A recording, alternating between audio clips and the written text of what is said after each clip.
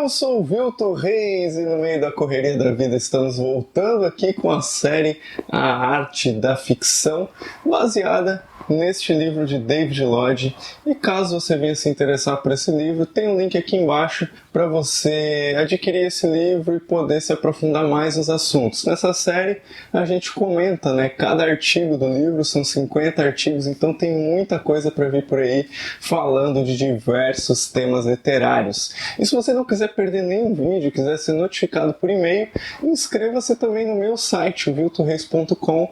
Lá você assina a newsletter e sempre que sair um vídeo você vai ser notificado por e-mail. Então tem mais essa forma aí de você não perder nenhum vídeo dessa série, além de acessar outras coisas como artigos especializados aí sobre escrita e conhecer os cursos também para escritores que eu tenho lá no site. Mas muito bem, hoje nós vamos falar de um tema e é o primeiro que eu vou fazer isso, não sei se eu acabo fazendo isso com outros temas, mas eu vou dar um nome diferente do que está no capítulo do livro.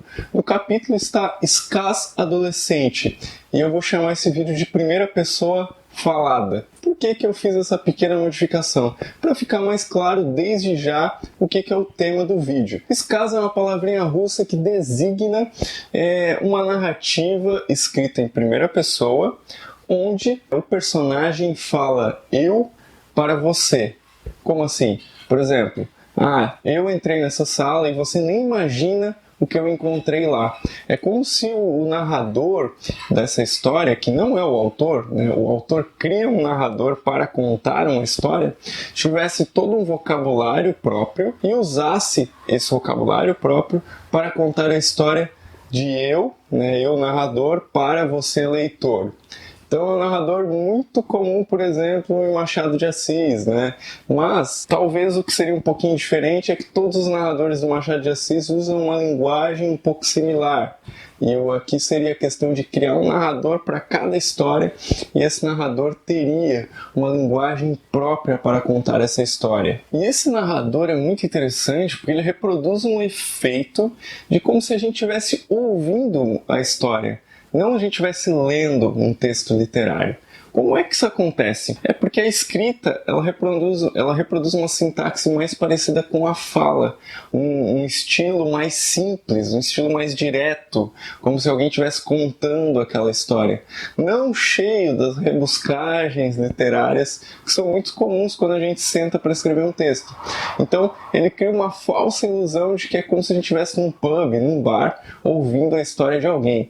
Então é um estilo bem legal e não quer dizer que seja fácil de escrever, tá? E a gente vai ver isso mais pra frente. E esse estilo de escrita, o escaz, ou a primeira pessoa falada, como eu chamei aqui, ela foi muito forte na literatura americana, E por que eles adotaram esse estilo? E principalmente com Mark Twain e Huckleberry Finn? Porque esse estilo era uma forma deles se libertarem daquela coisa que era a tradição literária inglesa que os americanos herdaram. Então, ao adotar esse estilo, um estilo de fala, um estilo que lembrava a fala da rua, eles acabaram se libertando disso e criando um estilo próprio. Então isso foi bem importante na literatura americana.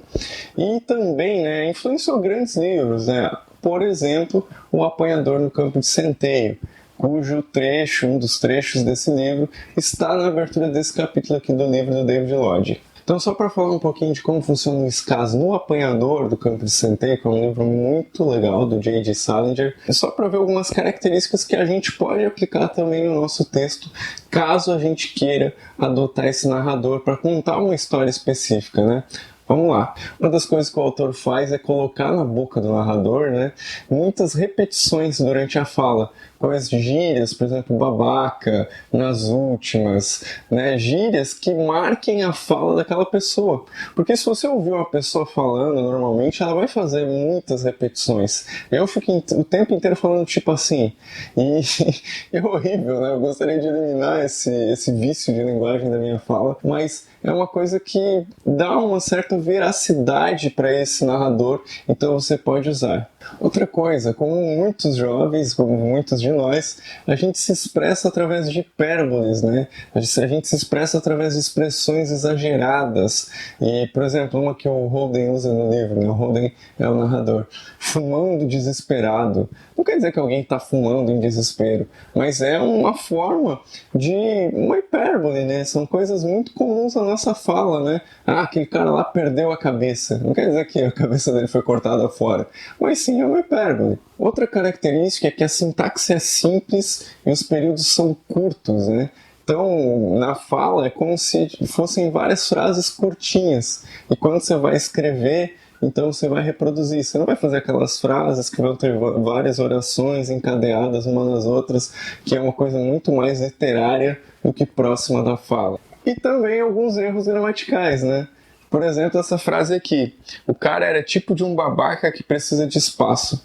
Então é um erro gramatical, assim, se fosse uma escrita mais polida, ninguém escreveria assim. Mas é a forma com que as pessoas falam e a forma como o narrador usou para transmitir aquela informação ou aquela ideia. E o que torna um apoiador do Campo de Centeio um grande livro?